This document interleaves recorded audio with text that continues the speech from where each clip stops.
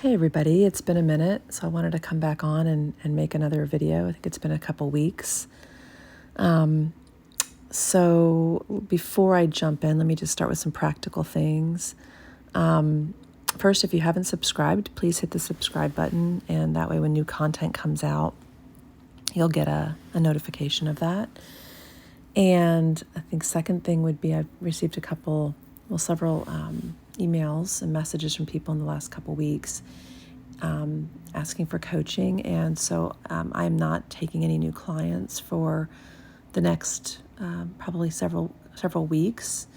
But I will absolutely still, try to point you in the right direction of some of the other coaches, whether that be Dan Butcher or David Powers or Michael Priebe or Nicole Lamberson or Angela Peacock or Jen Lay, and others. I'll always try to help you find the right person.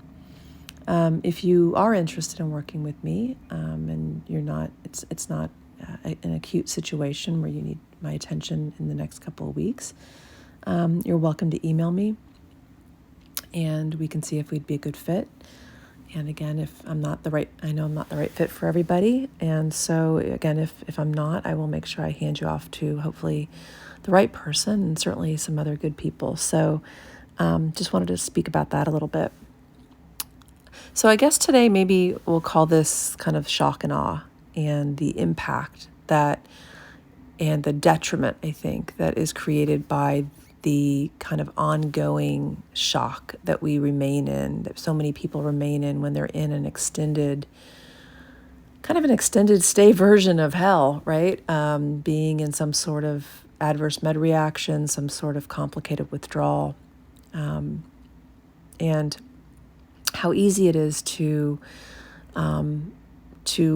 wake up each day and think, oh my gosh, I can't handle this, or oh my God, it's back, or oh my God, it's worse.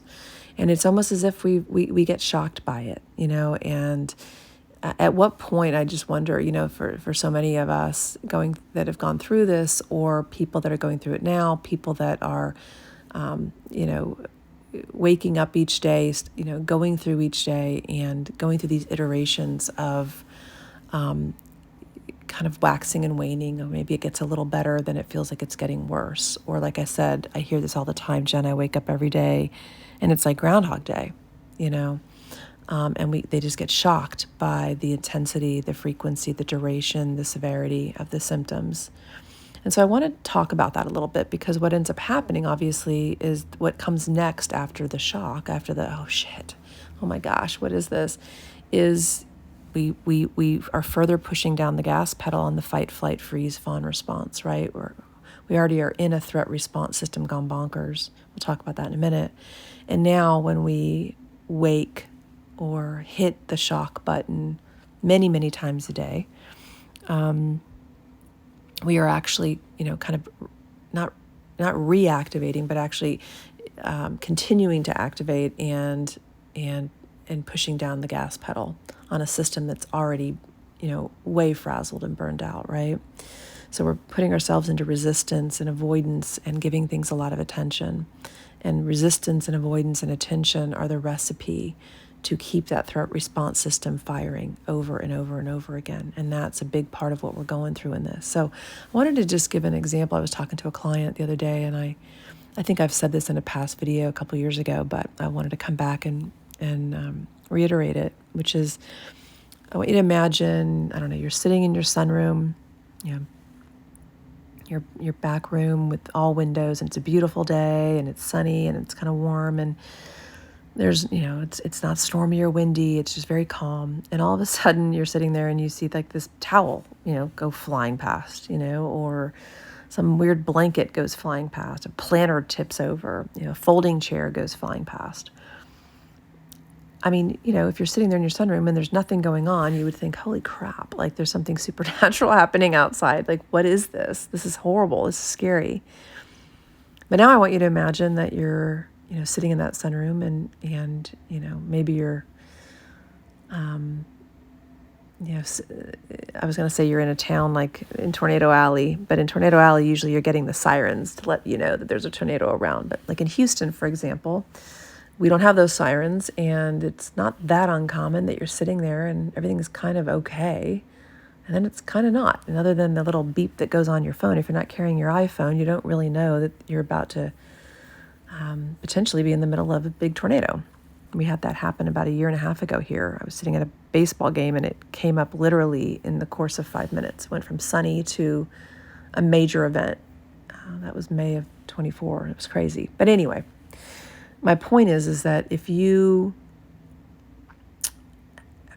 got you're sitting in your sunroom and you got the alert on your phone that there's a big storm coming, they're potentially going to throw some tornadoes out there, there's going to be a lot of wind, and you're sitting in this room, which I hopefully you wouldn't be, because hopefully you'd be in some sort of internal room with no windows, but for the sake of my metaphor, that won't work. So you're sitting in your sunroom, it's getting dark and stormy out there, the wind's going crazy, and all of a sudden you see that same blanket go past, or that same folding chair, or that same planter tips, or that same towel picks up.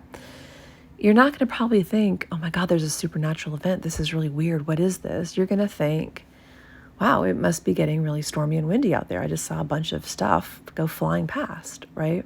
You would expect it.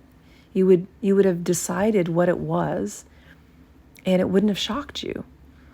Okay? So I want us to think about that, because I think where I see people go wrong a lot is, if you go back to my acronym DEAL, the D stands for decide. Well, the reason why the D in the decide is so important is because you have to decide what this is. If you are dealing with a complicated medication withdrawal, if you are dealing with a complicated medication adverse effect and reaction, you're dealing with antidepressant withdrawal, other types of things. And for the people that I work with that just have anxiety disorders that aren't on medications, again, the decision of I am in a heightened state, I am in a sensitized nervous system. For those of you listening to this, you're probably in some sort of heightened or sensitized state due to some sort of medication effect. And so the D becomes really important, because the D allows you to not be in a constant state of shock, or intermittently going in and out of shock all day long, or waking up in the morning with dreeps or morning dread and thinking, holy shit, it's back, it's still here, what is this, it's worse. And so you remember from my past videos that really what we're working towards is shortening the distance between oh shit and oh well, right? Shortening the distance from that, 5-alarm fire to becoming like a ninja of indifference and being like, okay, I know what this is. It's not fun. It's not enjoyable. I'm not enjoying this, but I know what this is. I fully expect to see blankets and towels and folding chairs and planters going past, because there's a big storm with high winds and possibly a tornado, right? But we tend to stay in this state of disbelief. And I think what happens with that disbelief, like I said, is that it makes us more vulnerable to continuing to kind of accidentally be, validating a false alarm, right? So what we know that's happening in our body is we have a whole neurochemical shitstorm going on. That neurochemical shitstorm, so let's just talk about that a little bit. You've heard me say that before. So people will talk about, well, this is just a glutamate and GABA issue. That's just these two neurotransmitters that are out of whack. I don't believe that at all. I do think that there's an imbalance between glutamate and GABA.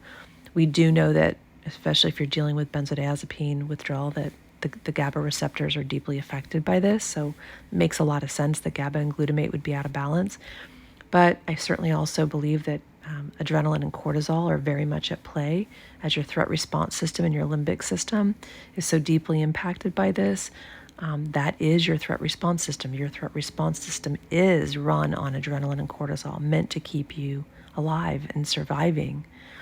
And so, but you've heard me say before that just because we talk about glutamate, adrenaline, and cortisol, we're a big soup, right? So when those things are off, then everything's off. Our GABA's off, our acetylcholine, our glycine, our sex hormones, all the different systems in our body are potentially, hundreds of different chemical reactions are potentially off. So when you have this imbalance, this neurochemical shitstorm, this creates a vortex of dysregulation, right? And that vortex of dysregulation is basically our own, mental, physical, emotional tornado. And in that tornado, you're going to have all kinds of things flying around, right? So our symptoms, whether they're cognitive or mental or emotional or physical, so anything from intrusive thoughts to depersonalization to feeling faint to temperature dysregulation to pain to tinnitus to tremors.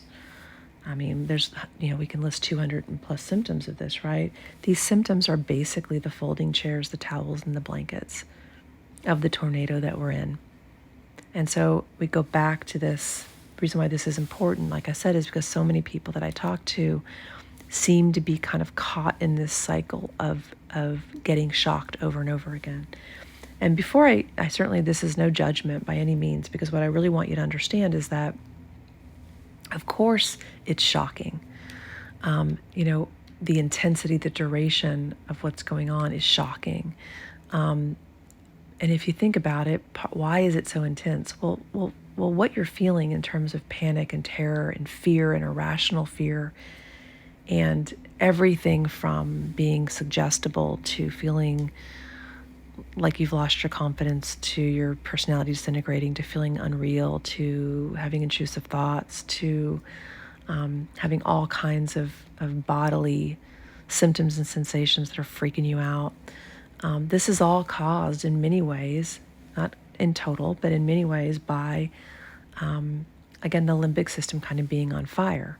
So what's happening is we're actually dealing with this incredibly important, probably the most important, I would say the most important design in our body as a human species is this limbic system, this threat response system. It's designed to keep us alive. It is designed to be sending off flares to get our attention, to shock us, to get our attention, to get us either moving or standing still or hiding in a corner or getting into that interior room because the tornado is coming, right? And what we're trying to do, and it's, again, give yourself a lot of grace, because it's probably going to be one of the most challenging things you'll ever do in your life, is to work to override basically a design flaw that's happening now, a misfire in that system that's creating this whole cascade of symptoms. Again, that vortex of dysregulation that's creating all kinds of symptoms. And these symptoms are really, really, really distressing and really uncomfortable, but they're not dangerous. I get people that fight me on that, but I think it's a really important thing to remember. This does not mean that when I say discomfort or uncomfortable, distressing, I mean, this is a level of distress that can feel inhumane at times. And so I'm not minimizing that at all, but I do want to say that, the oh shit and the oh well, that thing we're trying to shorten, the distance between those two things, it's determined by our recognition of, I've made a decision that I know what this is. And it doesn't make the symptoms go away. It doesn't make it any better in the moment, but it does keep me from inadvertently pushing down the gas pedal and sending more, waves of adrenaline and cortisol, because I'm like, oh my God, what is this? Oh my God, this can't be happening. And every time we do that, we're validating basically an invalid response, right? So as our bodies are misfiring, our bodies are getting mixed signals, our bodies are getting overwhelmed by this neurochemical shitstorm, it's sending off these flares in the form of really uncomfortable symptoms. And we have to say, okay, I know what this is. It's because once you know what it is, then you can at least say, okay, I know what to do now, which in essence is nothing, right? It's making the decision. I know I'm in this highly sensitized state, this highly, this very heightened state. My nervous system is just really sending off flares. But this allows me to then make a choice. That very small space between stimulus and response that we're always in search of, right? It's there, even though it feels like it gets collapsed. And in that space where we've decided what this is, we get to choose our response rather than just live in reaction. Instead of living in a shock reaction, we get to choose a response of, I'm going to work to try to leave this alone. I expected this, and you'll hear me say this. You've heard me say this before too. We expect it so we can accept it. When we're constantly shocked by things, it's very hard to accept and allow something that, comes in as a surprise and a shock every 20 minutes, right? But as we seek that reminder, like we know what this is, we don't know how long it's going to last. We don't really know what we're up against. We don't have a lot of certainty, and that certainly exacerbates things too. We just don't have that crystal ball where I can tell you, on December 15th, you're going to be totally fine. We've talked about this many times. If I could tell you that, a lot of the distress would actually come down because you'd think, okay, I can handle this for a few more months because I know I'm going to be okay. So part of what we're doing is we're deciding that we know what it is, and we're deciding that we know we're going to be okay one day. And then that allows for the E, the A, and the L of deal, which is evoke a non-engagement response as much as you can. Allow for the symptoms to be there. Allow for the distress, and work to try to live your life in whatever way you can. So that again, why is that important? I won't get into, I've done this before, but I'll just say it really briefly. The L is really important because, again, the limbic system, the threat response system that has been hijacked in this process, it doesn't speak English, okay? So when you're saying, I'm okay, you're not really speaking to the limbic system. You can't calm that system down. All that system hears is, well, so-and-so is really scared. Otherwise, they wouldn't be, rocking in a corner saying, I'm okay. If you're okay, you're not doing that, right? So living is trying to behaviorally, as best you can, send a message of safety through your behavior. The brain then says, okay, if I really was dying, I probably wouldn't be taking a shower. If I really was dying, I probably wouldn't be watering the plants, right? So as uncomfortable as it is to do those things through our behavior. But I also think that there's another piece to this as well, and I'll do another video on this down the road, but and I'll talk about it more in the inferences we make. So what we tend to do, like I said, with the shock and the awe, is we tend to then make inferences. What if I may never be okay. I may never be the same. I may never get my life back, right? And once we make those inferences, our imagination goes kind of bonkers on us, and we get into these imaginal narratives of catastrophe, and things are futile, and things are devastating, and they always will be devastating, and we're never going to be the same, and the eggs are sliding off the platter, and everything's ruined. And we start to live in these imaginal narratives. And as we do that, we've moved out of that decision of what our reality is. Our reality is that we are in a temporary, albeit a very long, for many people, temporary state of extreme dysregulation. And so I'll do another video where I talk a little bit more in detail about what I mean by inferences. But we get into what is called inferential confusion, where we don't really know the difference sometimes between reality and imagination. This does not mean that we are psychotic, okay? It means that the imagination, when you are scared shitless, is very powerful, right? Think about a time when you went to like a really terrifying movie. Like I'll think about like watching The Shining. Well, when I'm sitting watching The Shining, I know it's a movie, but I've given so much attention to this movie. I'm so into this movie that I feel terrified. Somebody could step up behind me and I will jump out of my skin, right? For probably the next year after I watch The Shining, I'm not alone in a hotel hallway, God forbid I see twins on big wheels, I'm up shit creek. But my point is that our imaginations, especially when we're scared, run wild, and then we get caught up in these imaginal narratives. And in these imaginal narratives, we build all sort of catastrophic outcomes. And again, this is where we need to recognize, wait a second, I have decided what this is. I'm not living in the scary Shining hotel. I'm just simply watching a movie. I'm not minimizing your symptoms. I'm not minimizing your distress. Believe me, I'm not. Like I said, we are up against a design flaw in the very system that is meant to keep us alive as human beings.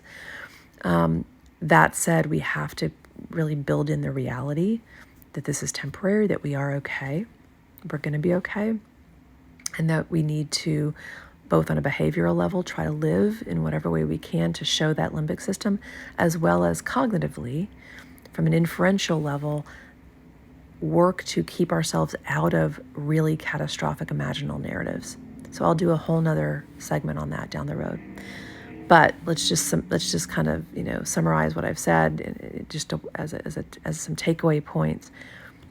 You're in a twister. You're in a tornado. You're in a vortex of dysregulation. You're in a neurochemical shitstorm. We know that. Keep that at the forefront of your mind, not as a depressing thought, but to keep you grounded in the reality of, I know what this is. I don't need to be shocked by the fact that I'm going to wake up to it tomorrow. I know that one day it will be gone. I know that one day I'll be okay. Tomorrow's probably not going to be that day. And I'm not going to go in and out of shock all day long and continue to flood my system with the very same hormones that are out of whack to begin with. Okay? So I hope this was helpful, guys. And I'll be back on hopefully mid next week with another video. Take care.